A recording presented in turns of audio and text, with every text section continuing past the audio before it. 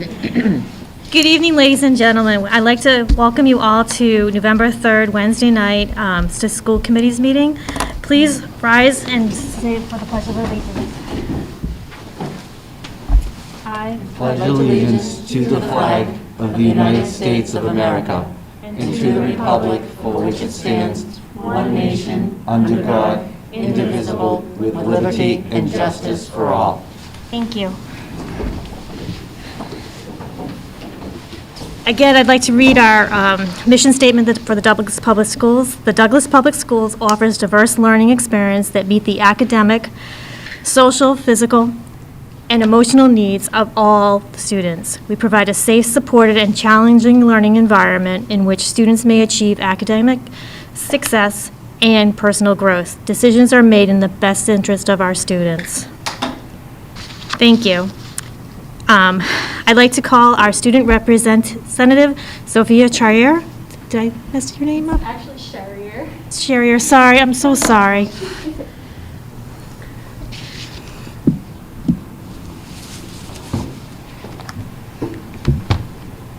Good evening. My name is Sophia Sherrier, and I'm a senior at the high school. I'm here to share with you some of the events and news of what's happening at our school. First off, the Douglas High School athletic teams have had an exciting past few weeks. Each of the soccer, volleyball, cross-country, golf, and field hockey teams held their senior night games to honor the senior athletes in one of their last home games of the season. The Central District's tournaments have also led to great success for our athletics. The varsity volleyball team faced BMR in the district finals and put up a strong fight last Friday, but ultimately lost. The Douglas boys varsity soccer team also made it through to the finals and faced Bromfield this past Saturday, giving great efforts and a tough 3-2 loss. Each of the teams is looking forward to getting back out there for the upcoming Massachusetts State Tournament. Registration for winter sports is also now open on Family ID, and it's important to note that if your child is playing a winter sport, there will be a mandatory meeting on Thursday, November 4th at 6:30 p.m. in the gym with our athletic director, Mrs. Sokol, to go over the rules and regulations of being a student athlete. Each student needs to attend with a parent or guardian. In other news, Halloween festivities and other spirit events also took place at DHS last week. The DHS Student Council held their annual Haunted Hallways event, where kids can make crafts and color Halloween coloring pages, and those who dared could walk through the spooky haunted barnyard-themed rooms. The event was very successful, and the kids had a blast being able to once again experience normal Halloween festivities. The senior class of 2022 participated in the annual Halloween parade, where students dressed up in costumes ranging from Star Wars to Scooby-Doo and walked through the middle, elementary, and primary schools to display their costumes and wave to the kids. Furthermore, the students and staff from our Stars and Stripes class spread kindness and good cheer with their treats from the Kindness Revolution cart. Additionally, there are several upcoming community events and important dates at DHS. The Douglas community is encouraged to support Aaliyah Martinson and Brianna Taft's senior project as they are selling adjustable purple and white bracelets where all proceeds will be donated to the NICU at Milford Hospital. Each bracelet costs $5 and order forms can be completed online in a Google form. The first annual Douglas Alumni Turkey Trot for all current and former members of the DHS community will be held at the Douglas High School cross-country course at 8 a.m. on Thanksgiving Day. There's no fee, though donations are encouraged, and prizes will be given out. DHS has also started an after-school tutoring and homework help on Tuesdays and Thursdays in the library from 2 to 3. Students can drop in for help with their work, and no advanced sign-up is required. Lastly, parent-teacher conferences will be held on Monday, November 15th from 6:30 to 8 p.m., and a sign-up form will be sent out by Mr. Romano. Conferences will be by appointment only, but there is the option to either hold a conference on Zoom or in person. First quarter grades close this Friday, November 5th, and report cards will be issued on November 9th. Thank you for your time and attention. Have a nice evening. Thank you. Thank you. Thank you. Moving on to public comment and communications.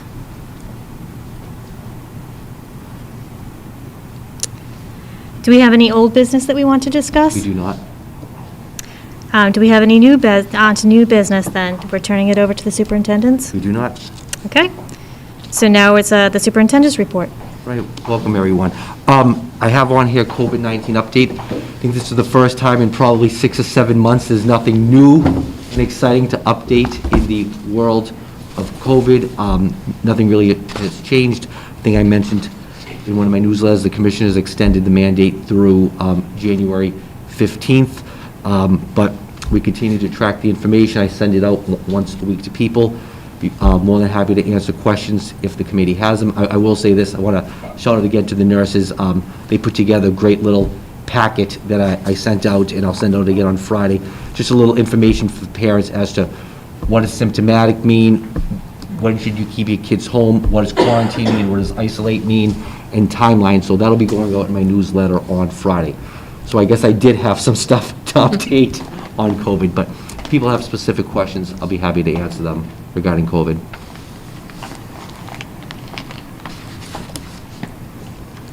Anybody?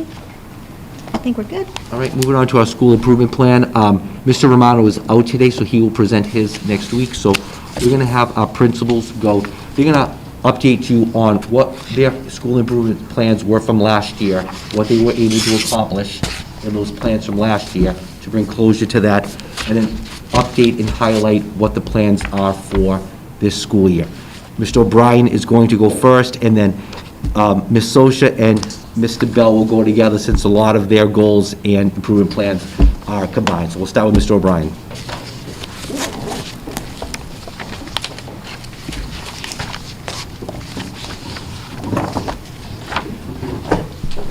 Good evening.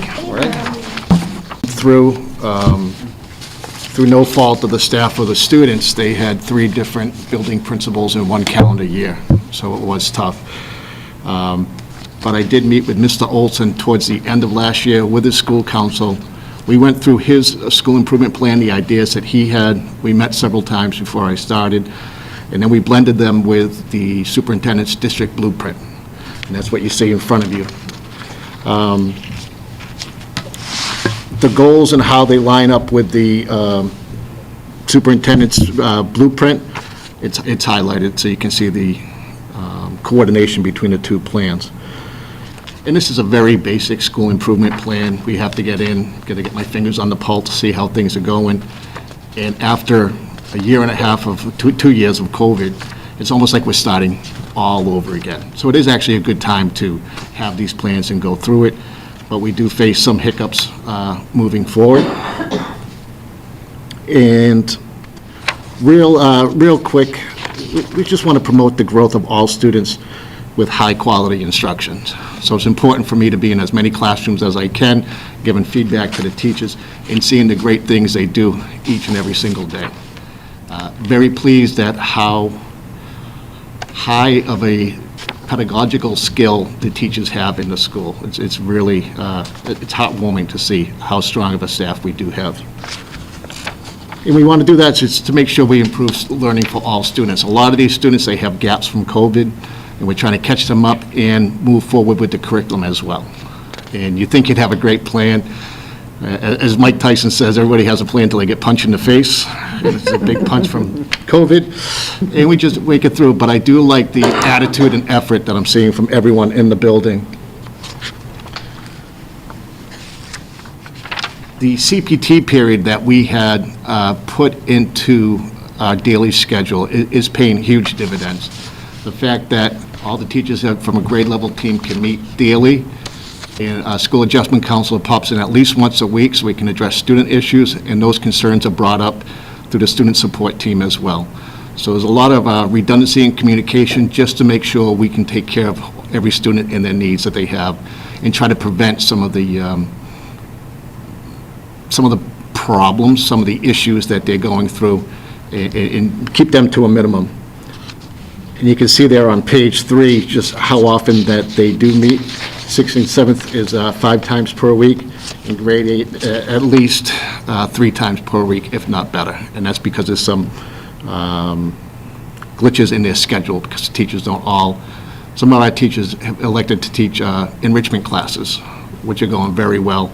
Enrichment like yoga, wellness. And the wellness class is very highly desired. We still have students saying, can we transfer into that? So it's good. The students realize they need to take a pause and work on their mental health as well in a very proactive nature.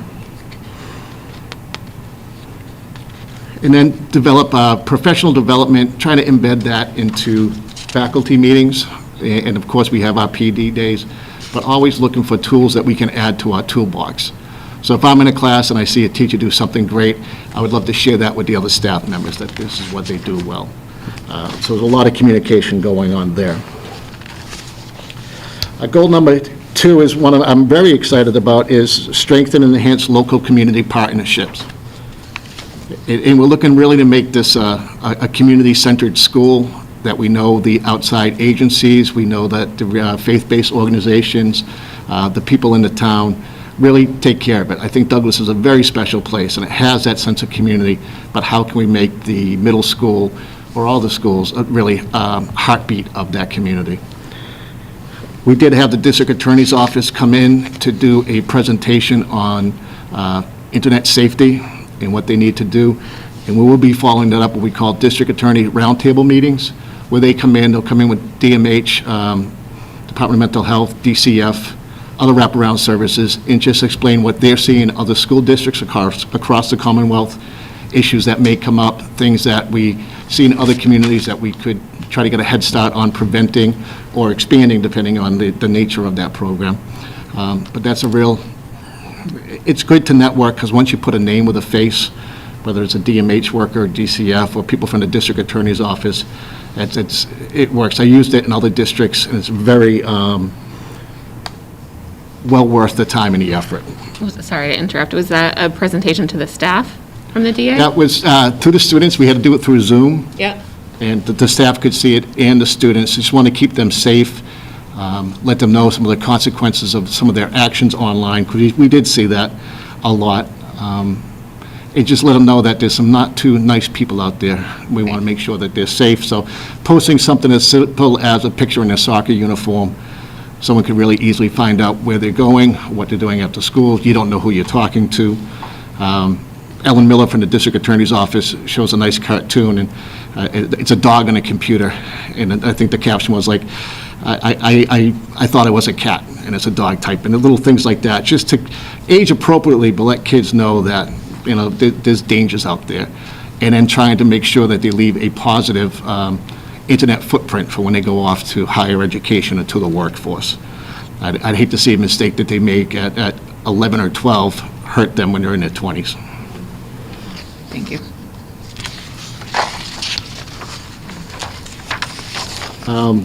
We talked about communication. Our grade 7 team is piloting Class Dojo to see how that works with the community.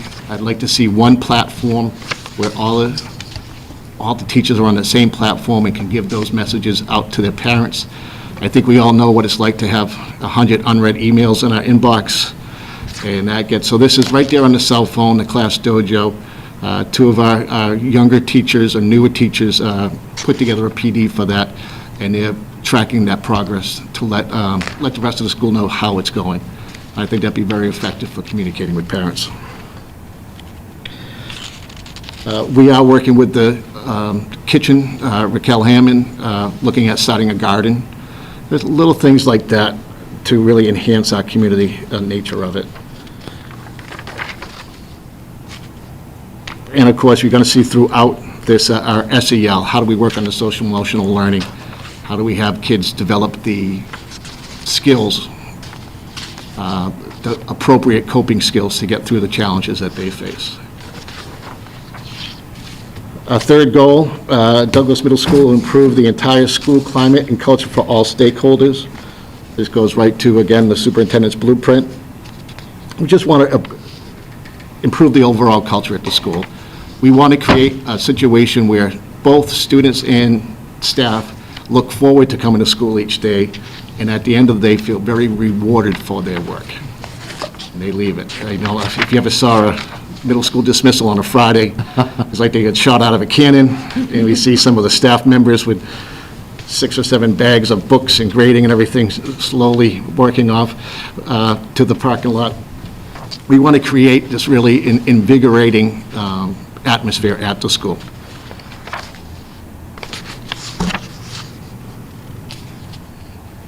We do assemblies, we call them community meetings. We do that approximately once a month. One of the things we did have to cross out was perfect attendance.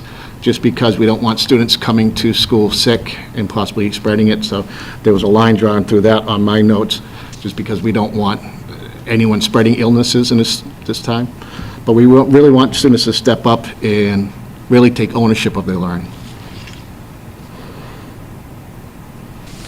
We want to expand our athletic and co-curricular programs. I believe it was the end of September. You folks as a committee approved after-school enrichment programs, and that'll be able to probably hear in the next school committee meeting how well those are going. But we're meeting with the high school administration to see what can we do to really help the sports program between middle school and high school. I think it's important that every child has an opportunity outside of the academic day to show off their skills, whether it's music, a band, theater, athletics, like a home for everyone at the school. And that really helps that community sense of it. I was fortunate enough to be able to sneak off to the cross-country meet yesterday at the Christian school in Whitensville, and our kids were running, and it was just so nice to see a whole group of kids. It was like the league championship type thing, and it was just a ton of parents, a ton of kids, and it's just really heartwarming to see that. And kids that probably would not be, you would classify as the athletic group. It's a nice mix of kids for cross-country. We wanted to reestablish the PTO, and I'm proud to say that Mrs. Larson has been a huge help for that, along with our Dean of Students, Matt Aronian. Mrs. Larson was kind enough to present a little secret surprise for Halloween for our staff. She polled them all and got what kind of snacks they like, and put on this huge, tremendous spread for our teachers, and it was a surprise to them. They came down. It goes a long way, little simple gestures like that. So I do want to publicly thank Mrs. Larson for that. So we have that already up and running, and we look to expand on that as students from the elementary school come up to the middle school.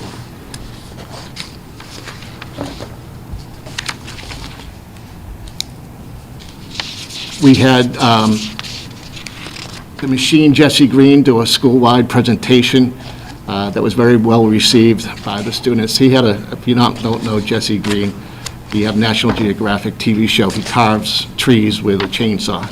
He talked about his struggle, and it really pointed to grit and overcoming adversity. And he told them how many times he failed trying to get to where he's at now, and he wants to share those lessons with students today. And to keep 300 middle school students' attention for an hour, he did a tremendous job, and a lot of the kids wanted to see him afterwards and take selfies with him on the way outside of school. But it's little things like that that we want to do to really improve the climate at the school, to show students to have that growth mentality, the growth mindset mentality, and that's just a little step to do that. Mr. Olson was big on the 4 R's, but we did have a presentation, 4 R's, respect, responsibility, resilience, and results. Doesn't exactly roll off the tongue. The superintendent had a guest speaker at the beginning of the school year come up with a basic mantra or a rubric for behavior. And is it kind? Is it truthful? Does it help the situation? So those 3 questions really help us with anything that we're dealing with at the school. We really want to get in local and global citizenship and teach students empathy, because I think that's the biggest thing missing with the challenges of COVID, is that empathy for the other person. And that's been a focus of our SEL classes so far. To really have that empathy, put yourself in the other person's shoes, and move forward. And that's part of our SEL curriculum.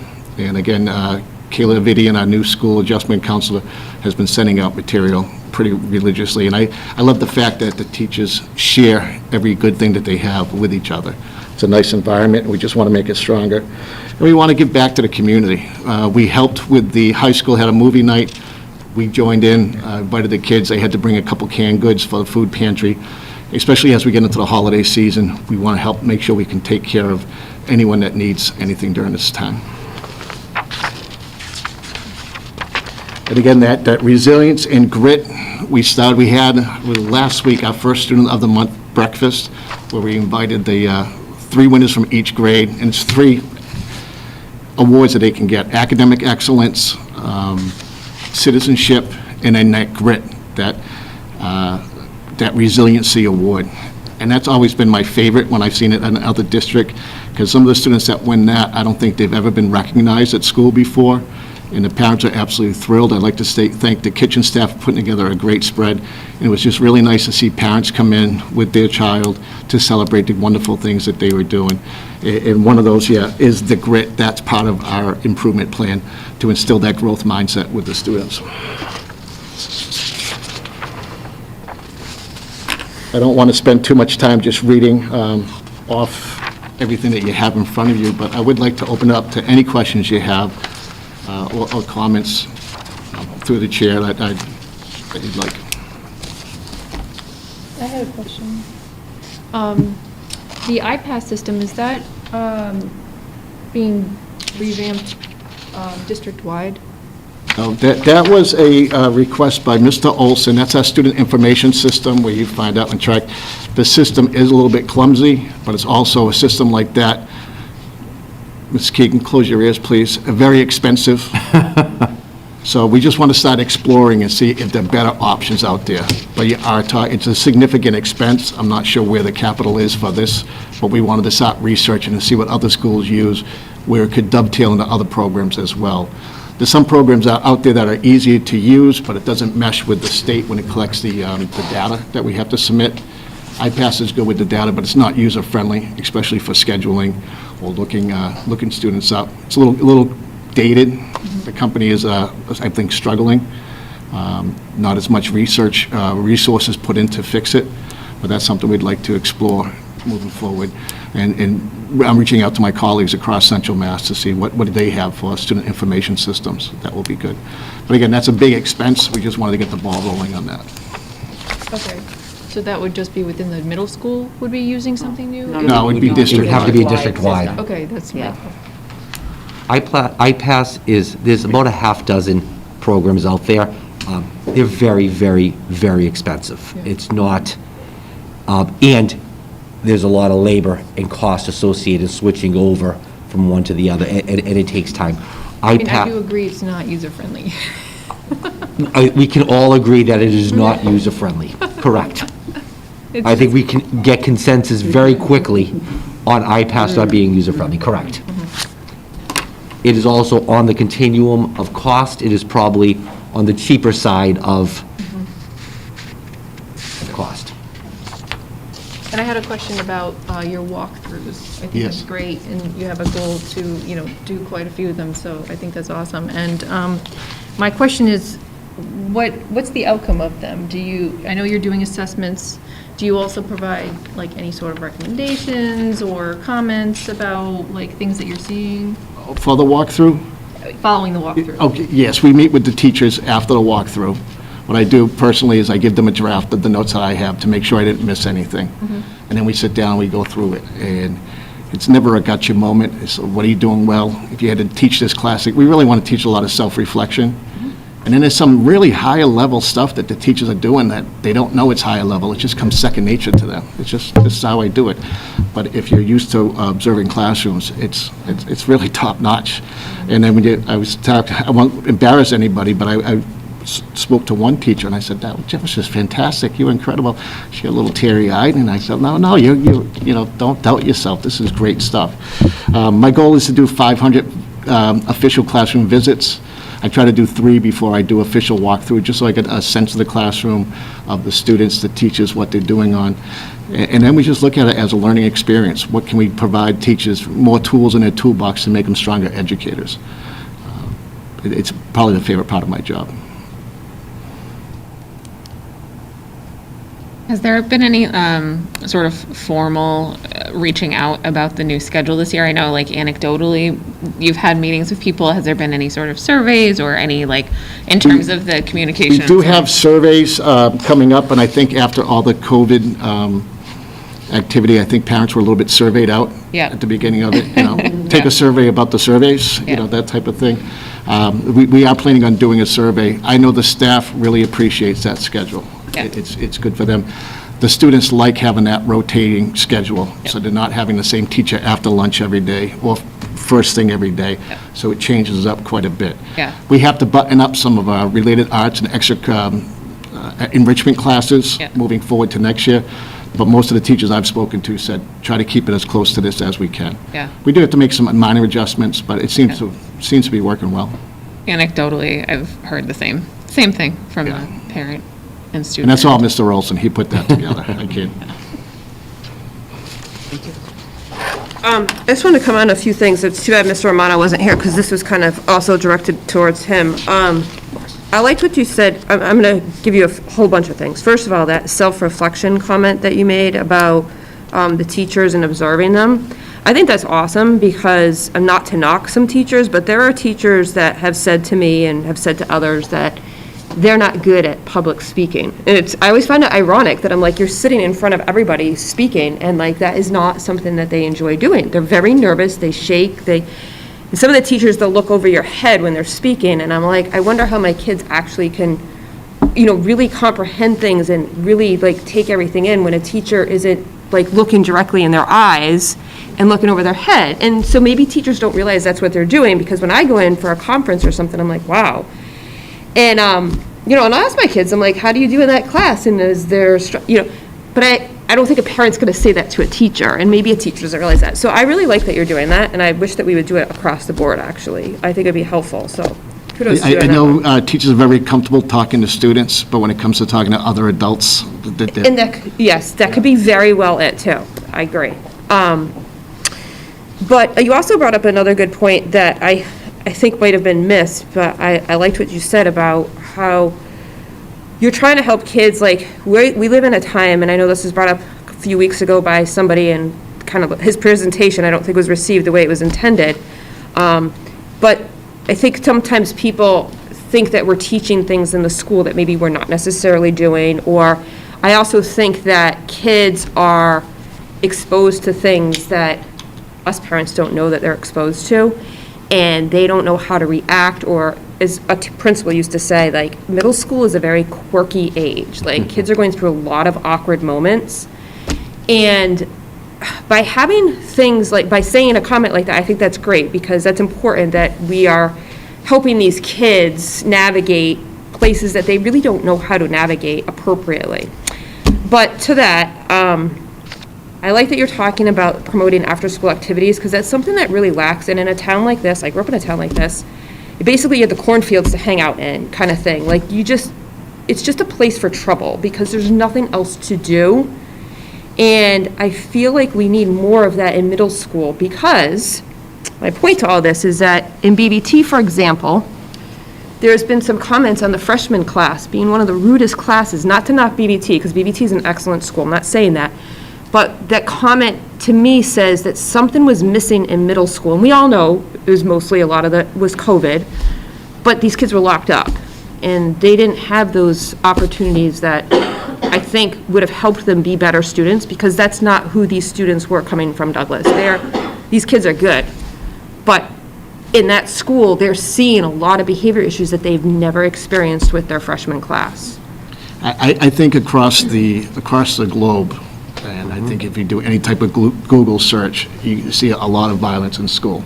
And we're not spared for that here in Douglas as well. A lot of times I don't believe it's a lack of will, students trying to behave. I think it's a lack of skill. They don't know how to process that information or process how they're feeling. We all know that adolescence is a time for change, but very recently they did some MRI studies with the brain and the reward system that the brain, I tell the students that the feel-good juices, if you score a goal, get 100 on a test, ask to the movies, anything that makes you feel good. When you're during that stage of brain development, what's most important for adolescents is peer approval and risk-taking, which is a very dangerous combination for 13-year-olds. So when you try to explain that to the students that, okay, this is your brain's trying to trick you a little bit right now, and go through it and not minimize how they feel. Because to them, not being able to sit next to your friend at lunch would be like us losing our job. It's very real to them. And so we have to honor how they feel and then address it and work through it. It's very easy to say, yeah, it's not a big deal, but to them it is. And I think that way you build that trust, you build that relationship, and the teachers are doing the same thing, talking to the kids. I'm very proud that if there is an incident outside of school, students race to tell a trusted adult. I always believe you protect a school from the inside out, create that environment where students want to share what's going on to help it. But also, we have to help them navigate adolescence. And these students haven't had a normal school year at the middle school, the 8th graders, ever. We are bringing lockers back in November, and that got a lot of students excited because they missed out on lockers, so they're thrilled to decorate the inside of them. But I agree with what you're saying. It's a tough time, and if we don't help them, if we don't give them activities to push their energy and thoughts, they'll find their own. And what they'll find will not be as safe as what we can provide in school. And there's not a lot of sports programs, so it's good to have an outlet for those kids that aren't like the sports kids, they're not the art kids. There's something there for everybody, and I think you know how important it is, and I think that's good that you have that like in your forefront right now, and it's not on the back burner, it's something that you know needs to be. Thanks. I'll be the first to say I'm not the brightest bulb in the drawer, but I treat the students the way I would want my own children treated, and that's the rule of thumb, and I want my kids involved in productive activities, not finding their own nonsense to get into. And they found enough nonsense on their own. Anybody else? Thank you. Thank you so much. I have one more question about just timeframes around these things. So is there like a time frame that's sort of thought about with each one of these, like late buses or after-school programs? Like, is there an idea, like if we're curious about it, we want to find out more about That was a conversation we had over the summer. Yeah. Some of these things we already accomplished, like just signing the PTO, we already did that. But when this first plan came out back in May and then was restructured to line up with the blueprint over the summer, yeah, these are ideas that we have. It feels like we've been in school already for a year. It really has just been 2 months, so we're looking at that and at least setting the groundwork and say, this is our vision for it. And our first step is to get students interested into these clubs, to get it supported. And I'm very thankful that we were able to get that passed in September. And just build that momentum. I know Mr. Bell has a tremendous program at the elementary school, so I think these students will be expecting that when they come through. I think the parents would be expecting that when they come through. So it's just, keep moving forward, a little one step at a time. So is this something that you're revisiting frequently? Yes. To sort of see, okay, when can we initiate this? When can we initiate this? Yeah, absolutely. Just one more question. How are you on staffing? I'll ask all of you in your here if you're still missing any staff. sorry, I can't hear If you. you're still missing any staff, or I think you said we're going to hire somebody. It might have been Mr. Are there Bell. positions still open? Any positions? Staff? We have one position still open at the middle school. We were able to hire an excellent instructional assistant that starts on Monday. That was a need we had since August, so I was thrilled to fill that. There's one more position on the books that we could fill. I want to make sure that it's absolutely necessary before we donate capital to that. The email that went out and that got circulated through the different, gave people some addition, we're still not fully staffed, but we met today, and we've been able to peck away at that list, so we're moving, that email helped. As did whoever sent it out on social media as well. Thank you so much. All right, Thank thank you. you. The dynamic duo. See, I can be creative. All right, how's it going tonight? We are going to start by talking about our goals from last year and kind of the progress we made. Some of them we made more progress than others just because of some of the limitations we had because of COVID, but we made progress in all of them. The first one that we had was implementing the ST Math program with our elementary students. So we did that K through 5, and we did professional development with staff. Because of the hybrid model, remote model that we did, a lot of that implementation happened with students doing it at home, and so we didn't reach the number of minutes that we needed to reach. So it's hard to determine how effective it was. I will say that we're continuing to use the program this year, and because we're able to do it during the school day when the teachers are doing small groups and things like that, we are doing much more participation with our students, the number of minutes, and we are seeing growth with the students already in the 2 months that we've been using it. So it's a neat program. For those of you that don't know, it's a computer-based program that works with students on math, but it has 0 language with it, and so that even if they have difficulties with reading, they're still able to have the same chance that any other student would have to do the math skills. And a lot of times the reading part holds kids back from math, and so it's a neat, different way to look at math. The problems are, I mean, the first time I looked at it, sometimes I had to like click through to kind of think what it was doing, but it gives you the positive feedback or the negative feedback, and it's a little repetitive, so the kids kind of get it. And as now we have kids that have been doing it, some of them started even the year before with some piloting.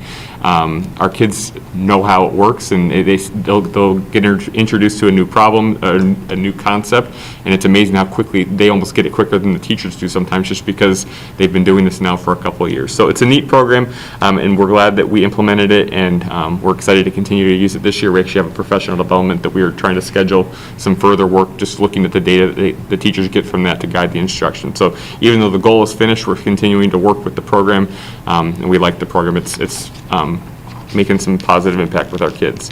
Our second goal that we had was on implementing a new reading curriculum series. So we adopted Wonders 2020. We had used Wonders in the past, but they had an updated version. There's a lot of similarities with the old version and the new version, but there was also some significant differences. So we did some professional development with staff. Again, with COVID, it made some of those implementation pieces a little tricky, just because the way that we taught looked very different, and so teachers had to really work to implement a new curriculum in a whole different format for schooling also. And so again, this year we're seeing what it really looks like on a regular 5-day school week with kids at school, and it's doing a nice job with our students. And we're going to talk about our goals for this year. Last year we went through creating a new K-5 literacy plan that involved a lot of different changes, and so Wonders 2020 is a part of that, but it's not the only component that we have. And so we got a foundation on that last year, and then this year we're going to continue to build on that with some different pieces that we're doing. And I'll let Cindy do the next goal. Okay. So it's been really nice to have a pre-K to 5 kind of a team here, and it works out well because we want those programs to feed all the way through and not just end at grade 1. So with the Reading Wonders, with the ST Math, we're all on board. So that's a nice piece to it.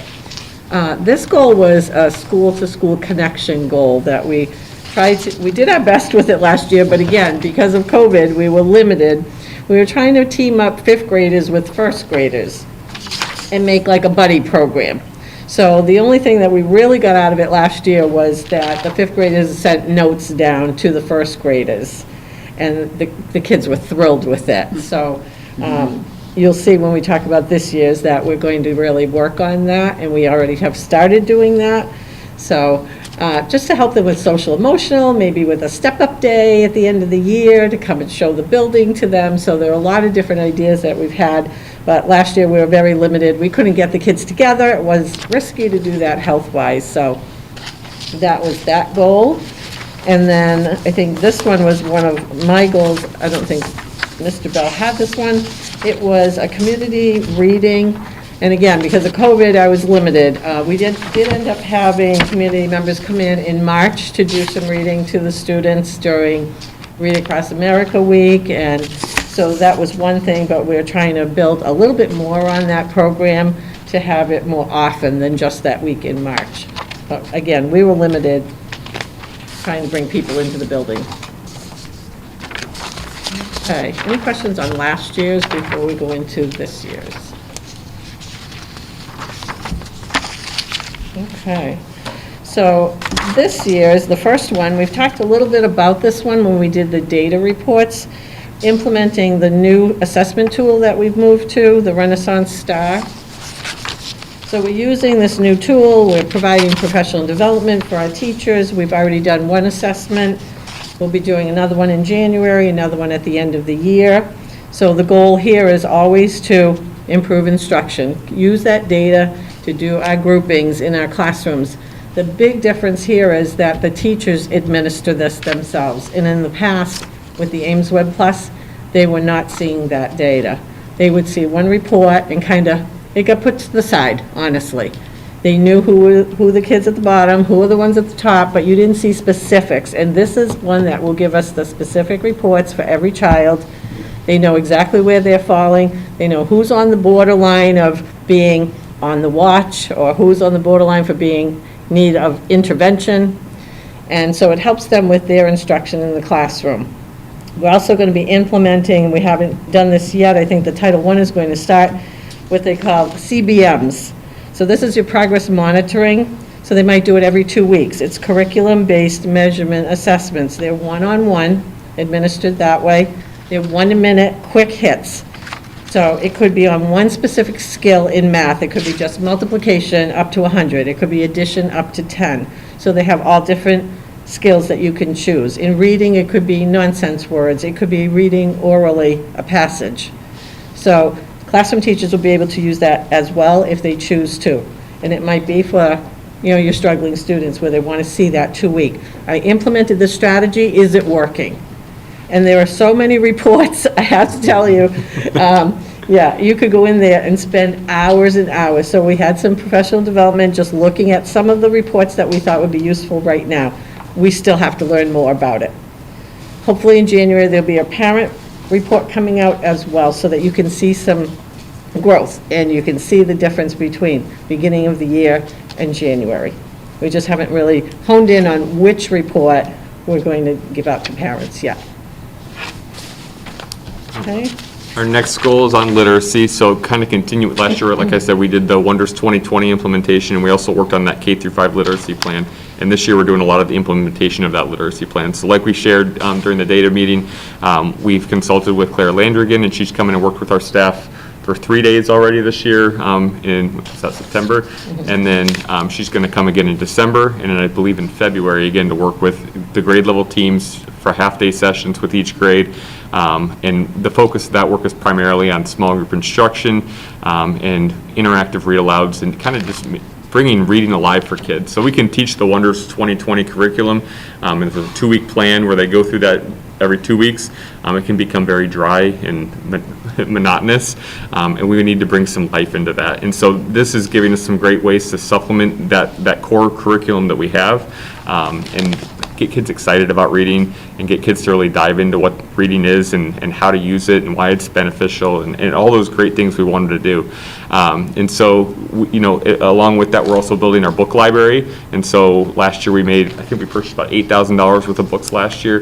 We have some ESSER money that with the grant that we're going to spend this year also to add to that collection.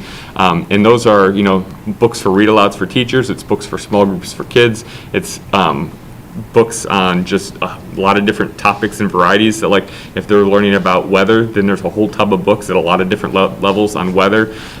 They are from diverse authors and have diverse characters, and we're really trying to expose our students to some different resources than just that Wonders curriculum. And so that's a big goal that we have this year is continuing to build that library and then teaching our teachers how to use that library to help support the learning of the kids. And then we're also continuing to work with our vertical teams to make sure our curriculum is on track. We have our reading curriculum, we have our writing curriculum. Those don't always mesh together as well as we'd like them to. We have, foundations at K and 1, but then we stop using foundations, but we still have students that have phonics needs. So what are we doing to fill those, continue to support those students with that? And so a lot of our work this year is just making sure that we have a consistent, we have a plan for what literacy should look like K-5, where students are engaged in the reading, excited about reading, and making the growth that we need to make in learning those skills they have. So that's kind of our goal for this year with literacy. I just wanted to add, too, on the PD day, we had all the books that we had ordered from last year just in piles, and we weren't quite sure how we were going to put those together into our library book room kind of bins that we have. And the teachers I said to them, what makes sense to you? Put them together, and they did it within, they just all pitched in K and 1, all in one room. They redid the whole library that day. It was just amazing to see. They said, you know what, it's not friendly in here. Bulletin boards went up, books got labeled, they all got put in their place, and within no time, it was awesome to just see them all work together. And now it looks inviting, and it looks like it's a nice place to be, and the kids are excited. They just started taking up books. So it's been awesome. All right, and the last goal is that grade 5 and grade 1 connection. So this year, we're pushing it to have like a monthly schedule so that they will meet. So the first meeting was out on the track. So we had 2 first graders, and the numbers don't balance out because we don't have as many first graders as we do fifth. So then we thought, well, gee, a first grader might feel a little intimidated sitting with a fifth grader. So we paired them up. So they were in partners. They sat on the field and overcame some of the fifth graders. It was just pretty random. Just walk over to a pair sitting down on the track, and they read books to them. They grab a book and read a story to them. So the kids were so excited. It was a beautiful day. It was a matter of maybe half an hour we gave them. Loved it. They came back. I heard fifth graders saying, I wish we could do this for kindergarten too, you know? They just thought it was cool. So for November, we were going to do math games with dice or cards. So my teachers will put together a few card games and things that they'll put down like on a file card to bring over to the fifth graders. It could be war, it could be which one's greater, it could be addition, subtraction, anything, and the fifth graders will play. We'll do it upstairs in the gym or in the foyer and have fun with that for about a half an hour. December, we're thinking holiday cards and bring them down to the senior center. So, and then we're hoping fifth grade will kind of jump in with some of their ideas. So we haven't filled in the whole year, but it's fun, it's exciting, and then, of course, during the end of the year, they could have them over for step-up day, they could maybe have a lunch together, a picnic lunch is what Mr. Bell had mentioned, so there's a lot of possibilities there, and they're fun for kids. And help bridge that between, I mean, especially for those first graders, getting them comfortable coming over to the elementary school, getting them excited about coming over, meeting some of the staff that are over there. So I think there's a lot of positives. Our fifth graders get to do some mentoring and working with younger kids, which anytime you get to be a leader, you kind of step up your game a little bit. So there's just some neat stuff that we get with the connections between the 2 grades. So those are our goals. Do you guys have any questions? I was curious, is the STAR information that has already been collected, is any of that going to be delivered within the parent-teacher conferences?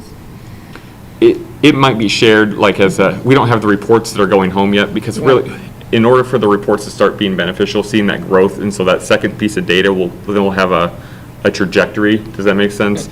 But I do think some of the teachers, a lot of it's already been shared, like with our Title I selection, a lot of parents are like, well, why did we get selected? Well, there are conversations that we're having with that. I think you can definitely ask that information at the conferences, and the teachers will have it and can talk about where your child's at. I think most of them will probably share, along with the grades, it's an important piece to say this is where your child is. Have they adjusted things based on what they've already gotten? So, Definitely. yeah, Cindy can speak to the primary school. We have a lot of small groups happening right now, which is awesome, and more than I've seen my time at the elementary school. And I think a lot of it is because we have a better idea of where the individual kids are, and we can say, you know, these 4 kids have similar skills. So we taught the lesson, for 15 minutes. We're doing some centers now, and we have these 4 kids coming over to work on this math skill that we know they haven't mastered yet, and those types of things. So I'm seeing it in my classrooms every day as I'm walking through. I think the teachers are more confident about knowing where the kids are at, so with those small groups, it comes more naturally because they know what to work with them on, rather than it being like, I can do a small group, but I'm not quite sure what I should be doing with that. So there's some excitement about that, and like I said, every time I'm up in rooms now, I see lots and lots of small groups, which is awesome, especially with the last 2 years of learning being disrupted in a lot of different ways. We have kids that we did some great learning, but we have a lot of gaps too, and so we got to start filling those gaps as we keep plugging through the curriculum. I'm seeing the same, but we always did small groups. What I'm seeing more now is if, say, in kindergarten, someone still doesn't know their letters and sounds, I'm seeing one-to-one with either the paraprofessional in the room or with the teacher. Oh, they're working on that, you come up here and we're going to drill those cards again and those foundations, So I'm seeing a lot of that, even in math, where they're pulling kids to the side one-to-one, or 2 kids that have that same weakness. And that's very beneficial, of course, because it's right there. So. And I think that next step is those Cbms, because right now, we can test 3 times a year. That's really not, we get to November and it's not great information at that point, right? It's old. So we need those dipsticks to be able to say, okay, we've been working on fluency. have there been gains with fluency? And if there haven't, then we need to adjust course there. So our title teachers are kind of leading the charge right now with getting that, and then we're going to continue to grow that as we do it. So as they get comfortable, they're going to share it with other people. People want the information. So they've been bugging us, like, when do we get to learn about this? When do we get to, which is exciting because it's not like you guys have to do this. It's they want to use it because the information's actually really cool that they get. That's So. great. The CBM, is that a one-to-one type thing? Yep. Okay. Yep. Those are the 1 minute ones. They take Right. 1-to-1, and they're on fluency. I can't even think all It's nonsense words, Yeah. oral reading, letter sounds, letter names, so the teacher can select which skill to test them on. Thank you. So I think the partnerships is just a really cool idea. My daughters got to work together, so you performed a small miracle without even realizing it. So no, I think that's really awesome. I think that's a great thing to do, and I agree, like, obviously it's great for the first graders to get that exposure and comfort level, but I think especially for the fifth graders to kind of like, bulk up their sense of responsibility and kind of strengthen them on their step to middle school too. So now I'm going to ask a probably obnoxious question. I love the focus on literacy. I'm wondering if there are any plans, and I understand this is not all, it's not like you just do 3 things through the course of a year. I know that. I was wondering if there's any specific plans with regards to math, given that that seemed to be a particularly weak area in district. Well, we did a pilot last year in grade 1 for Into Math. It was a different program, and found my teachers did not like it. Yeah. And since they went back to the Go Math this year, they're absolutely in heaven. They said the kids are doing much better with it. We do a lot of hands-on. Everything is game-based. Everything is with dice and cards. We had some professional development a few years back, and they loved it because it's all manipulatives, it's all visuals and hands-on. So we do a lot of math centers. Yeah. And the program is supposed to be upgraded a little bit to give more resources and online. So we haven't seen that yet, but they are working on it. Okay. So I don't know about your building. So we have the ST math goal, and I do think implementing that effectively is going to make some positive gains, because if you look at MCAS and where our students scored well, they score well with the rote concepts. They know their multiplication facts. They can subtract with regrouping. What they can't do is think critically about math, and the ST math is more higher level thinking, where they have to really look at it's a new situation, they have to analyze it, and they have to figure out how to solve it. And so I think doing that more consistently will expose them to more of those types of concepts, and so they'll be more prepared for that when they see it on MCAS. Also, we're doing a lot of work with the hands-on piece, because I think, especially like you get to those older grades and you're multiplying fractions, and what does that even mean, right? Like helping a kid conceptualize that and get a foundation of what that even means so they can use it in other situations is kind of tricky, but we got to do that with hands-on things. You got to get out manipulatives, base 10 blocks and linker cubes and all those different tools that we have.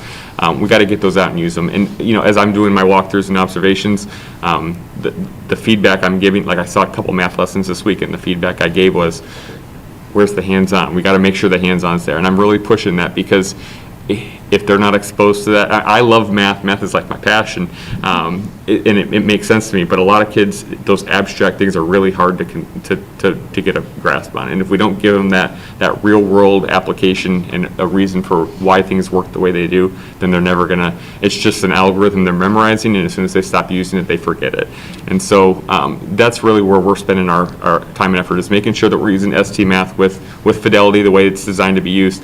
And then as we're planning our lessons, giving them that hands-on real-world application piece. And we're doing a lot of work with that. It's not in our goals, but we're doing, our professional development, staff meetings, things like that, those are the things we're talking about. Great, thank you. And are kids moving ahead in that as they can, as they're able to? So some will move faster ahead in ST Math, others will be. Absolutely, And, yes. and the teachers can assign, like if they're working on fractions, they can assign the fraction unit, but then there's also just the general path that they go from the start of the year to the end of the year. And like we get a report, I looked last week, I sent out a report to my staff, just kind of giving an update on where we were. We're at like 10% of the way through the program as a school. So some kids are, 25% and some kids are 4%. But as a school, we're about 10% of the way through, which is, we're more than 10% of the way through the school year. I don't think we're not going to end up at 100. But we have kids that are going to finish the entire year of it. And some kids just need a little bit more time. It gives them the time that they need on those concepts too. We don't have to rush them through to the next thing. So as one kid's ready, they can move on. And as one kid needs more time, they can keep working on that concept. So it's another way for us to spiral that curriculum too, so that even if we're, they could be working on a September, October concept in March if that's what they need to work on. And like I said, the teachers can still assign something that's pertinent for that time period also. That's what they like. Yep. They like to be able to say, this is the skill I'm working on, so I'm assigning this to this group because they're ready for that. Or this group needs more practice, so I can assign that skill to that group.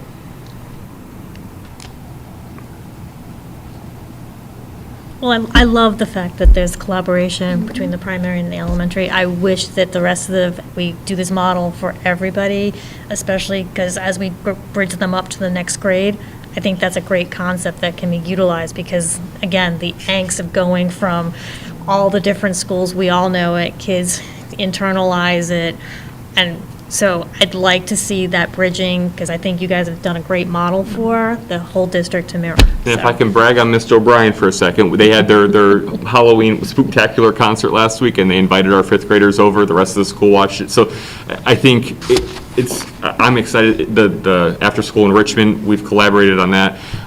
So I think that's started to happen. I mean, Mr. O'Brien and I have known each other for 2 months, but I think in the 2 months we've known each other, I'm excited about the direction that's going to. And I don't know what's happening between middle school and high school, but I think similar things are going on And there too. I agree with like Julie's comments, enrichment, after-school activities, that is huge for us, and however we can get more kids involved. It might be a budgetary line item for the bus transportation, we can figure that piece out too as well, but I like that we're trying to figure out how to get our kids to not go home in front of the TV and stuff like that, to get them more involved in the community. So anything that we can do, but I love the fact that you guys are really spearheading it and you're taking it on too as well. I know Mr. Romano is doing his own thing too, but I like that we're all being collaborative with it, so kudos to everybody. And it's empathy building too, Yes. because you develop a relationship with a kid that you wouldn't have met otherwise of a different age, and you have an attachment that is positive. It makes you kind of think twice about how you interact with the other ones you haven't met yet. I don't think people understand how unique and special what Well- you're seeing here is, and that it typically doesn't happen. You always have that alignment within a building vertically, and you have that horizontally across grade levels. But to have it across two buildings is pretty special, and you can see that their goals last year are aligned, their goals this year are aligned. We were joking prior to the meeting, some people here may have caught it off camera, not, but Cindy was upset that she hasn't seen Mr. Bell in a couple of days, and they haven't had the time to get together to collaborate. That's a true relationship they have there, that they do talk, they do collaborate, they do work together, their goals are aligned, so we have that seamless transition from grades 1 to 2, and it's so important. And again, that's starting with Mr. Bell and with Mr. O'Brien. And I think Bob mentioned in his presentation that he's already trying to bring the middle school kids up to the high school for that enrichment. So we're building on that, because when you have that seamless vertical alignment and all 4 buildings and all 4 principals talking, you can do some pretty amazing things, and we're seeing it firsthand here. Before you get down, I know Ms. Brown's going to ask about staffing, so. The only thing I'm still looking for is a .5 ABA, and I have an interview tomorrow, so cross my fingers for that. I'm in a better spot than I was a couple weeks ago. I think I'm just down 1 ABA right now, and in some long-term sub positions I'm down. But I do have an interview tomorrow also that is promising, so if that, hopefully we're in a much better situation than we were just a couple weeks ago, so we're feeling better. Good to hear. We are elated to hear that, yes. Yeah. Thank you. Thank you. Thank you. And that is it for me for tonight, although I didn't do a lot of work. But thank you to the principals for that, and Mr. Romano will be here presenting next week on his school improvement plan. Thank you so much. You're welcome. All right, now we're moving on to the school committee and subcommittee reports for the account payable report. can do this, Julie. I signed them. So I signed warrant 18, school lunch 22, dated 10/29/21, which was 2 batches totaling $13,798.52. And I signed warrant 18, school year 22, dated 10/28/2021, which was 15 batches, totaling $67,786.11, and nothing unusual. Any questions? Thank you, Becky. Now we're ready for the CPAC to come and provide us a yearly update. Ms. Beth Bergstrom. Hi, everybody, I'm Beth. Thank you for having me today. So just to kind of throw it out there, I know a lot of people refer to us as DPAC, but we are the CPAC, but I might, as I'm speaking today, because DPAC was in the culture for a long time, I might say that, but it is the CPAC. We, just to kind of review what we did last year, we still held all of our meetings. Our bylaws say we have to have 5, we held 8 last year. We did them all virtually, obviously. We had joined Northbridge in their basic rights seminar virtually. We held bi-monthly we call them parents' night outs. And what we do with those is we really just want parents to have a place to come together without administration, without, just a place to be parents and just a place to have a safe place to say, I'm overwhelmed, or I need this, or, it's kind of just like a networking time for us. So we only had 2 of those last year just due to COVID. We are hoping to put that together again. We hosted an inspirational speaker. His name was Jack Smith, and he was he is an adult now, but he talks about his experience growing up with autism. He was identified as high-functioning autism at 2, and he just really shed a lot of reflection on what it was like going through the school system and what it was like being on an IEP and what his mom fought for. And it was really good to see. The end result is that he goes and he speaks all over the state, and he does just a lot. He's a graduate of Worcester State. So it was really good for our families to see that, like, no matter what your challenges are, you can do whatever you want to do. We did provide some funding for the high school, Stars and Stripes, their Kindness Revolution cart, which just something that they're so proud of. It's something that we really like supporting, seeing around the district. So they always, anytime CPAC has a dance or any kind of community event, all we do is call Emily and Mary and say, hey, I'm always like, so I was thinking. And they always do such beautiful things with the kids. So we're just very grateful for them. We were happy we were still able to have Special Olympics last year in spite of a really challenging year. It was a really great way to end the year, say goodbye to some of our administration, and just do some sort of a normal event for us. It was really good. And what was nice is that we saw a lot of some of the kids came up from other buildings and would just kind of walk by and see them, and it was just nice to have that sense of community. We also provided over the summer to work through last year in the school was obviously very challenging. Then to work in summers, through extended school year, that was challenging too. And we wanted to appreciate our staff who worked really hard. So we provided a luncheon for them just as a small token of all that they've done. I personally would not have worked through the summer after last school year, so we're very grateful for that. The Urquhart family donated a buddy bench, and that came from a family had come in to one of our CPAC meetings and talked about how their child felt like they weren't being included in play with peers and things like that. And so we were looking at how can we develop this sense of community, and the mom actually had a book about the buddy bench, and Mr. Urquhart and his son actually built the buddy bench for us, and John and Matt Aronian were able to present it this year to the kids and explain. It will be between the middle school. It's there. It is Yeah, there now? exactly, yeah.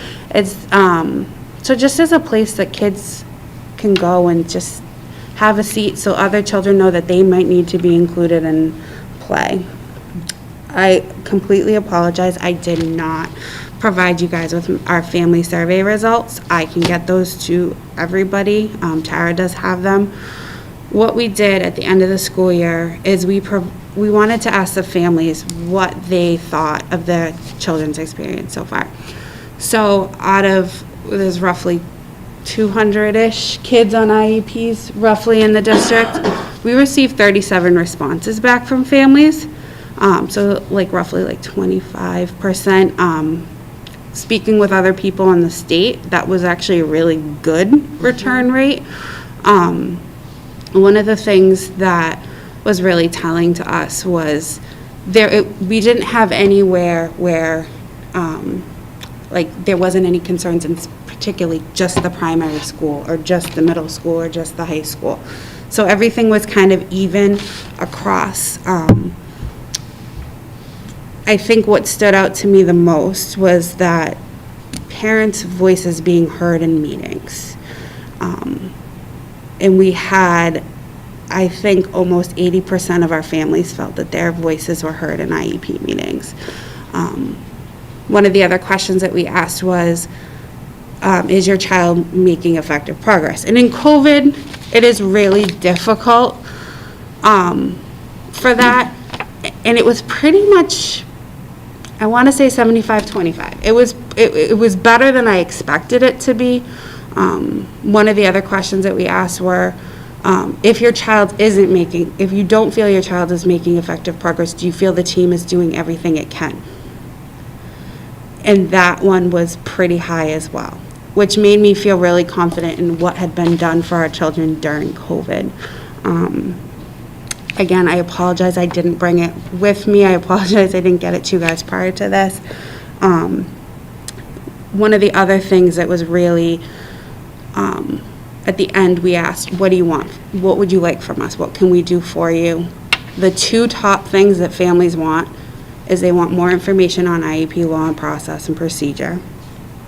And they also want social opportunities. So hearing the district putting in all this stuff is fantastic that all children can access. And I think that, I know Best Buddies has started back up in the middle school. I know they're going to partner with the elementary school. The more of those activities that children have access to, the better. A school-sponsored activity, a child is more able to access than going out and trying out for even town basketball, because they don't have access to their sports. They don't have access to their stuff like that. So what are we looking at this year? So obviously it's no secret to anybody that our sped staff, our team chair, our special ed coordinator, and our special ed director all took other positions. That's a really scary time for families. And for some of our kids, actually, who have participated in their IEPs and know kind of who to look for. There's been a few kids that have said, well, what do I do now? Because so-and-so isn't here. So really, the CPAC has to develop goals for the year. And we typically would develop them in May. But obviously with Tara coming on now, we wanted to get her input. And I think the biggest concern is staffing is a huge concern right now for everybody, not just Douglas Public Schools, but everybody. So to have a whole new special ed administration and to have staffing problems, it's scary. It's absolutely scary for families. One thing that I can say is that we've had very open dialogues with Tara, with Dr. Vieira, especially over the last few weeks. And how are we going to help families and kids feel comfortable and safe where they're at? And what can we do going forward? And we really need to have a lot of conversations, ongoing conversations, about what was done before, what's being done now, and what's the difference and why. And not that people have different styles, people have different ways that they do things. So how can we say what we need and have the administration hear what we need and come to common ground? And I think the biggest goals of our CPAC this year are to, A, build a new relationship with our new special ed department, B, increase student engagement in our CPAC, and MassPAC, which is the state level of CPACs, has introduced an initiative this year that it's the year of you. And it's the year of talking about the children that we're serving. We ask, we can all sit here and create these great plans and look at data, but if a child isn't feeling supported in their school or in their plan, or might be feeling over-supported, or whatever the case may be, we want to hear from the high school kids. We want to hear from the middle school kids. We want to hear from the children that are getting the IEPs. I also haven't talked to the board about this, but I'd like to hear from some of the kids that have graduated, that have been on IEPs, that have gone out into the work in the school force. What is that like now? What do you wish you learned before? Some of those different conversations. We're concerned with our staff. We're concerned for our staff, I should say. They have done an amazing job with very, very tough circumstances. You see one running here and one running there, and this one grabbing that one, and this one doing that, but our staff are human too, and they're people too. And just making sure that they have the resources they need to support our students, because if the teacher's not supported, the children aren't supported. And I think hearing the things I've heard tonight, I think there's some great plans in place, but making sure that we don't forget that the educators have gone through a trauma too. The kids have, so have the teachers. Everybody sitting in this room has.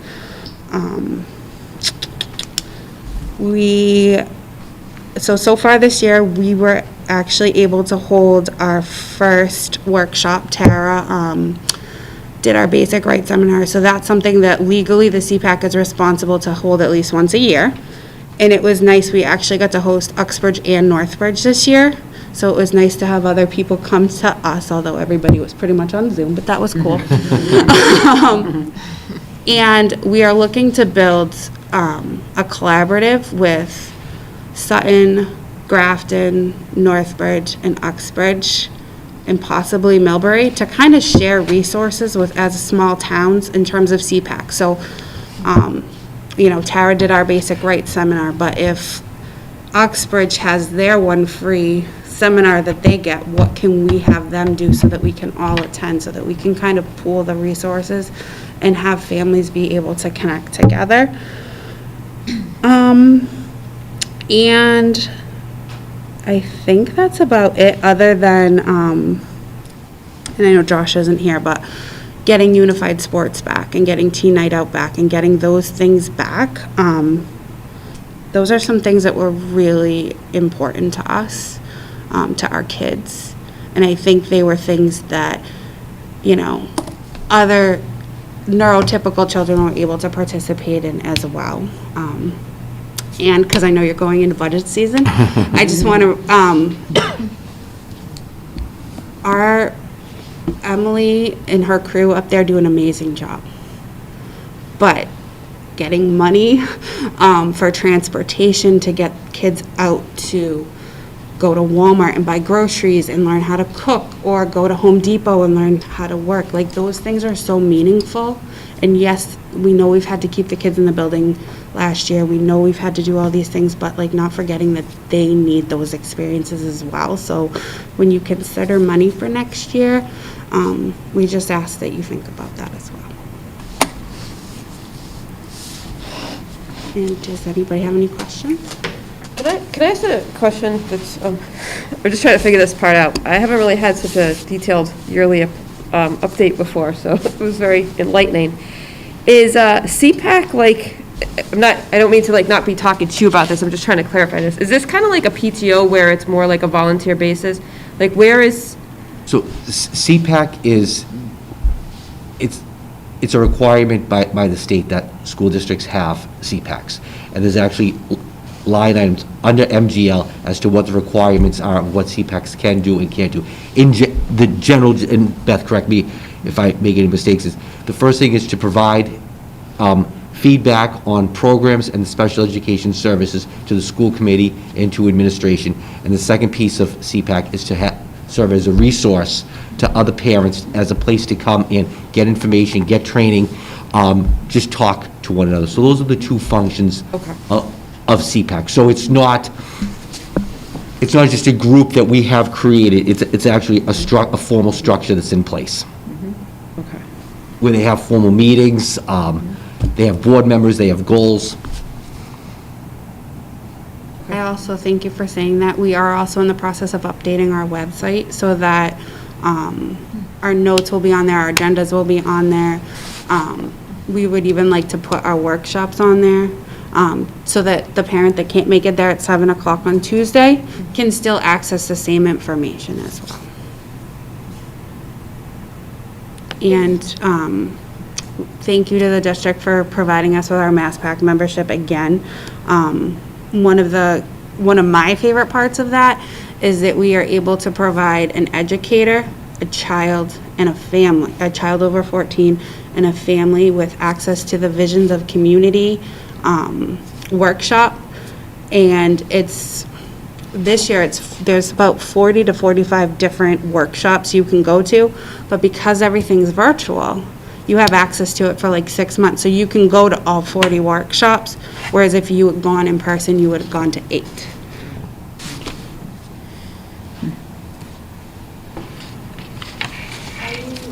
Is there surveys that are being done sort of this year, mid-year, or now to kind of identify areas that can be areas for focusing? Yes, so at I think it's at our January meeting, we have scheduled to kind of revamp our survey and just kind of say, okay, so this is where we were at the end of this last year, and where are we at now?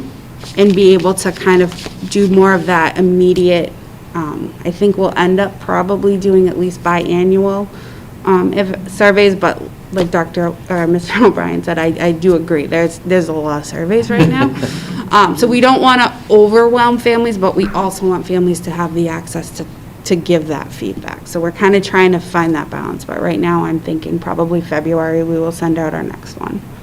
It seems like that would be instrumental to like determining where to put our efforts, you know.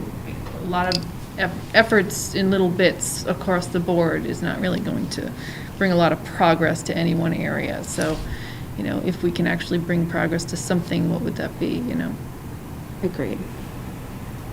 You just sort of raised a question in my mind when you were talking to, you know, speaking about teachers as human beings, and that we've all been through this. I'm wondering if it's ever, we talk about social emotional learning so much for the students. Is it ever part of professional development for the teachers and admin to like take care of themselves? Some districts do have wellness committees. Oh, sorry. And they do, like, the district I work for, we do have a wellness program, and you get like a monthly wellness letter, and then you have different outings that you can go on. They do different things. It doesn't really cost a lot of money. Yeah. I know that we talked about it at our PD, and I know principals talked about it, but it's something we could do a better job with. Okay. Maybe that's something we can think about this year.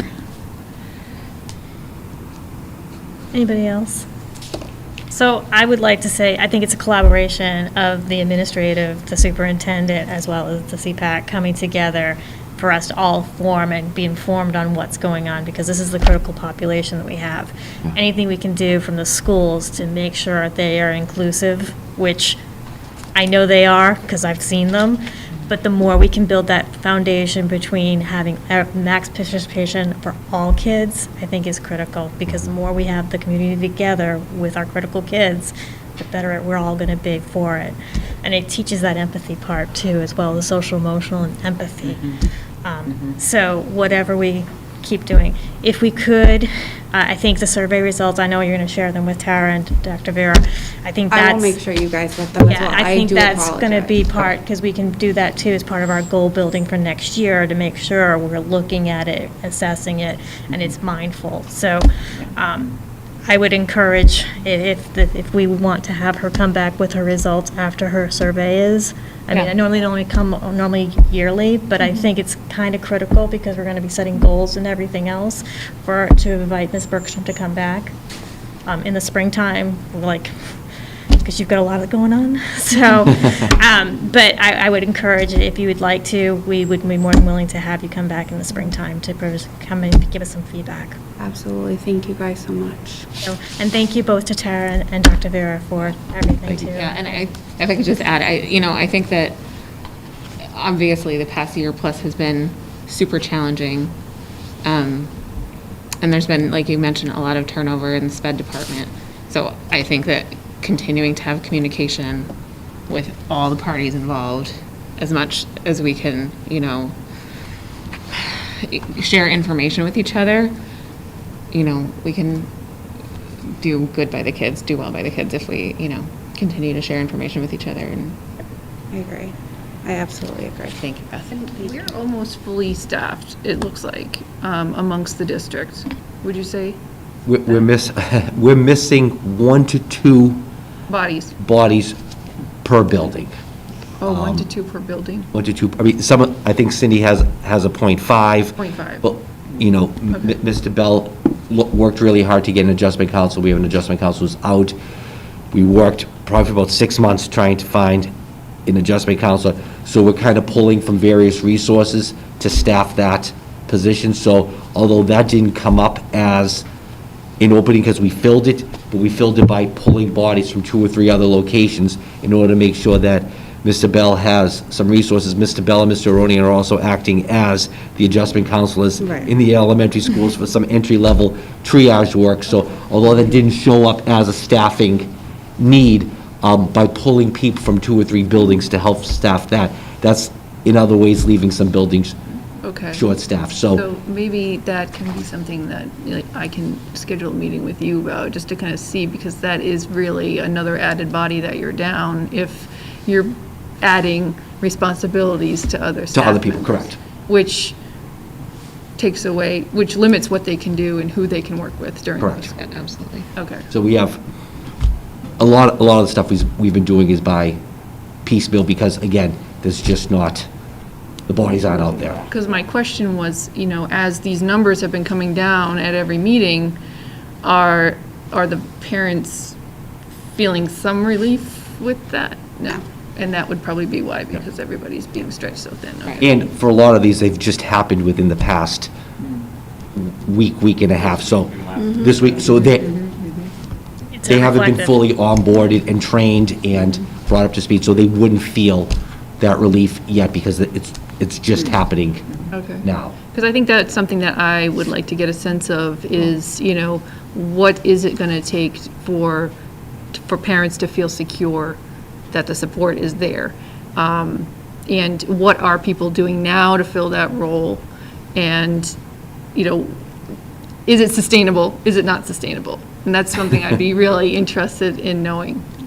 I think that, I can share a personal story. So my child went to the hospital, their teacher went with her. Her grandmother came to pick her up at the hospital, because there was nobody to pick up my child's teacher, because the school was just barely making it. Yeah. So, not that everybody isn't making their best effort to fill those positions.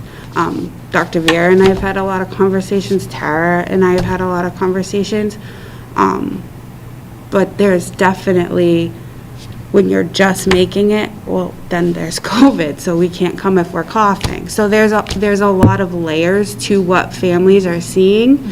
And there's a lot of layers to what kids are seeing too. And So it's working through that.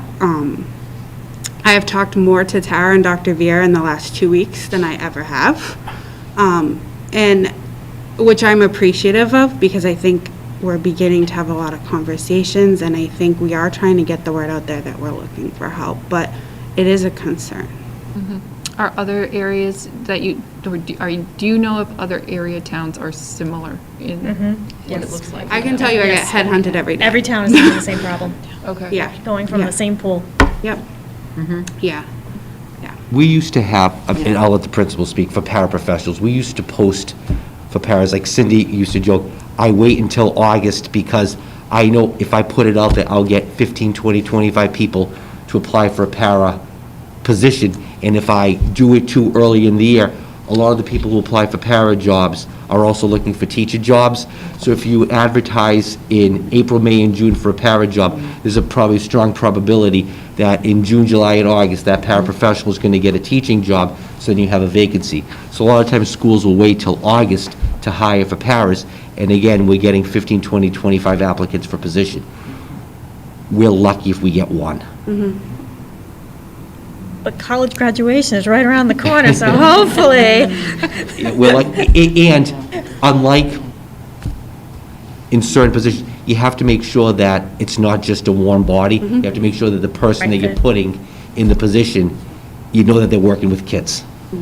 So you have to, it's not just a body. Which adds another layer to some of the screening that principals have had to do when they're interviewing people. So we've gone from, again, 15, 20, 25 people applying for a job to hoping we get one.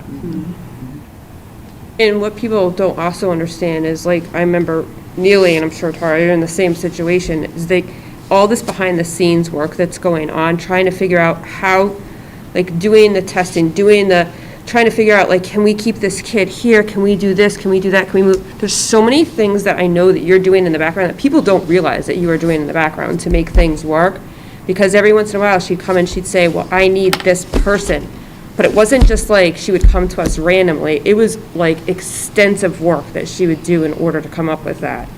Trying to make every little inch or squeeze something out of like tiny things. Like, it was just, there's a lot of work that goes on in the background that people don't realize. And, you know, in this time, I know it's hard to explain it to people when it's frustrating and it's affecting your kid. But I know that you are doing a lot of work, and I know that you're obviously doing a lot of work too. So, and I thank you. And I think too, Tara had said during one of the conversations that we had was like how much she wants to be more in the classroom, but on the, you know, when she's a bus monitor part-time, she can't be in the classroom. Yeah. You know, so there's, you know, there's definitely a concern as a mom of what things are going on, but I do think there's effort going into changing those things. And I think that statement right there just highlights where we're at when it comes to looking for staffing, where before we really never had an issue looking for bus monitors. Last year it said, but at this point, we have our Director of Special Education riding buses to make sure kids' services are being met because we can't find a bus monitor. But it's happening everywhere. And it's happening. Everywhere. Right. Yeah. Right. We had the conversation today, I think Yes, everywhere. someone went to Dunkin' Donuts and it was closed at 6 Yes. o'clock. Yes, that was me. Oh, it was you? Noon, the one in Whiteville, noon, Because they can't, noon. it's everywhere. because they can't staff it. Which I think highlights even more why this community building and this effort on Yes. school to school and community outreach makes a huge difference, because I know for, like all students, but especially SPED students, a lot of them need that consistency. And when we can't provide that for them because of short staffing, it's upsetting. The more that we can build a solid base of feeling like a safe and welcoming space where they trust where they are, and they have faces that they trust, and they have relationships that they trust, that's really important, so. Being that trauma informed, Yeah. you know, when you never see the same person Yeah. all the time. Yes, you've got a person, but you didn't Yeah. get the same person. That's hard. I mean, perhaps maybe that's more of a reason why having the wellness or employee health or whatever you want to call it initiative to, you know, help our teachers right now, so that maybe they would feel like they could go take that extra bus shift that they would have taken before, but right now they're just too burnt out to do that. and not to belabor the staffing piece of it, but it's just 3-4 years ago, a staff member had the sniffles, they came to work. Now they're not. That adds a layer of people not coming in. Absolutely. We didn't have COVID, now you have a staff member with COVID, they were out for 14 days. So if it's very possible that you could have 2 staff members across the district with COVID and 2 or 3 staff members who wake up not feeling well, do the right thing and not stay home. So now you have 5 people out, where 2 years ago, those 5 bodies would have been in the district. So again, it's just those layers. It is. And there's even some districts that if you have a family member that has some symptoms, they want you staying home too. So it's hard. It's hard. It's really hard. It's a challenge. I think we Yep. all can appreciate that. We appreciate, like I said, the collaboration, the administration, the CPAC, as well as the teachers, just coming in every day, giving it their all, and we do understand the rigors of everything. I think we all have the COVID fatigue I think it's really, It's real. it's real. So, we hear you. Thank you, guys. Thank you. Thank you.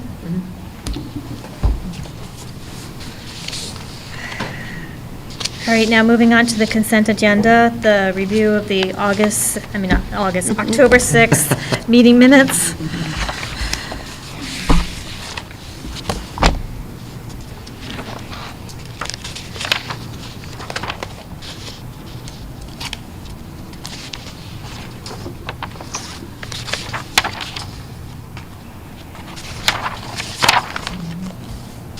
Anybody have any questions? You looking for a motion? Make a motion to approve the school committee meeting minutes for October 6, 2021. Looking for a second? Second. Second by Becky. All those in favor? Aye. Next is the October 20th meeting minutes.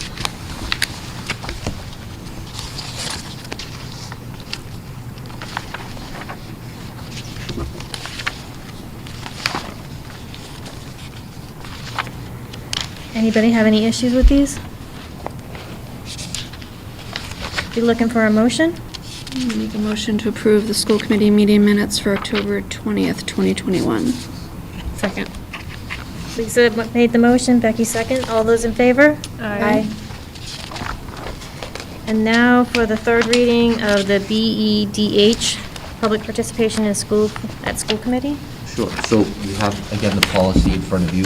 I think the only question that came up from the last meeting, which I confirmed with council, Student address. was the student address. I'm trying to find the number, where we ask people to state their name and address, and the concern came up about students stating their address, and the attorney said it was a reasonable request to not have students publicly state their addresses on camera. So we can, as a chair, you could say, you're a student, just state your name and grade, you don't have to state your address if you don't want to. So that was a request that he thought was reasonable within everything. And then, other than that, there really isn't any changes from what I presented the last time at the second reading on the 18th. I did have, Interesting note, that was actually on the news at some other districts, they were making a big deal about that, about sharing names and addresses and stuff with students, so. That was a good one, yeah. I had one thought on point 2, the last sentence, that the chair may favor in no particular order those speakers who are at blah, blah, blah. I thought that we had talked about having students in that list as well. I don't suppose that it actually matters. But I remember sort of thinking students are. I thought we had it in there, and then I we looked. had it in there. And then I looked back again, and I think it just says parents and guardians of students. It might not matter. And again, they would fit under Douglas residents, Right? but Unless they were choice in. unless they were choice in. I mean, it doesn't, I don't think the language as it is precludes it, but if we can add, if there's a easy way to add that in So and pass it as amended. We can add, the chair may favor in no particular order those speakers who are, and just start right off with students, parents or guardians of students, Douglas residents, or in appropriate circumstances, a town of Douglas employee, so we can add that Okay. right at the start. Okay. If everybody's okay with that. I think that we'd had that, like, We had had that, a we conversation did, about it, it's just not We in the- did, yeah. Can you just clarify that, what you're asking, Becky? So, like, the chair may favor in no particular order, and then it lists parents or guardians of Douglas students, Douglas residents, or in appropriate circumstances, a town of Douglas employee. So it leaves the liberty of the chair to say whatever, like, let's say it's a topic that has to do with, I don't know, sports, and the parents are really heated about it, and we don't have any students here, but there's some other, like, there's teachers too. Well, then maybe the chair wants to let the parents speak first, and depending on limited time, blah, blah, blah, blah, blah. But in conversation, we had talked about students themselves being in this list, because if students show up, we want to hear them. Okay, so you're asking that students be listed first, Yes. so that it's Yes. clear that students would be going first. They don't have to go first. Well, if they but- wanted to go first, I think the priority would be to listen to the students first, I think, because that's the voice we want to hear from. Right, like listing them first implies that they probably will get priority, but they don't have to They may get not be priority. comfortable We to just come want to forward. acknowledge that they are a priority in the list. So we'll hold on approving these and, Or you We can, pass you as can amended. pass it as amended. is everybody in agreement with that? Okay, so I'd be looking for a motion for the third reading to pass with the amended verbiage we did. So moved. Second? Second by, so moved by, motion made by Lisa, second by Becky. All those in favor? Aye. Thank you. Now for the school business and operations managers report. I do have for you this evening, I put them in the end of your, in each of your packets. And I do have budgetary transfers for the FY22 budget, request number 1. And these are all requests from administrators.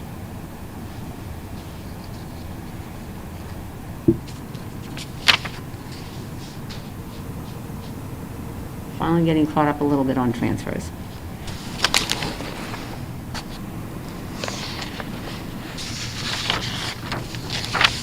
Does anyone have any questions?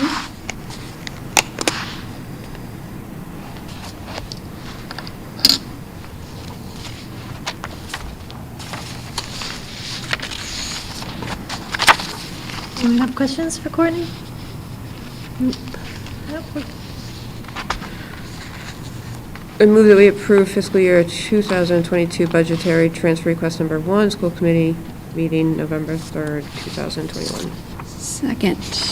Motion made by Julie? Julie, sorry, it's been a long day. Second by Lisa. All those in favor? Aye.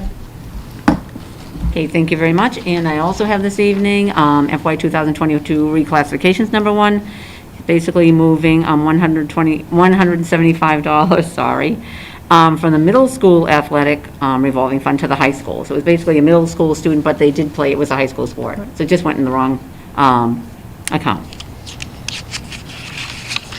Any questions on this? Be looking for a motion? Move to approve the FY 2022 reclassification number 1, school committee meeting November 3rd, 2021. Second. Motion made by Lisa, second by Becky. All those in favor? Aye. Thank you. Okay, thank you very much. That's all I have. Any topics not anticipated? Yep, I have something to say.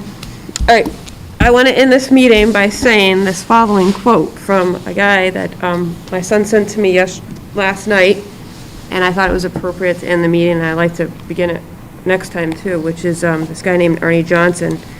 And he says, make somebody's life better. There's value in everybody. And there's a really cool thing that I want to send to Dr. Vieira, and he can take a look at it. And it's a great video on YouTube. It's 5 minutes long. And it's something I think a lot of people should take into account. Send it to me. It's awesome. Thank you. And I just want to encourage that especially with what we've been talking about, and like all kids in this school, no matter if you're a special ed kid or somebody that's like a high-end learner, or just, as we call them, regular students, really make somebody's life better. There's value in every person here. Absolutely, Julie, I agree. Thank you. We don't need to do executive session. I just wanted to do a footnote for us. We have an upcoming school committee meetings. We are canceling the December 1st meeting and doing a placeholder on December 8th. And so our next school committee meeting is November 17th, but then December 1st has been deleted, but we have a placeholder on December 8th. We'll know more on November 17th whether or not we need to go forth and use the December 8th placeholder meeting for school committee. And then the following, we'll go back to the regular cycle on December 15th. And then I'd be looking for an motion for adjournment for this evening. Go ahead.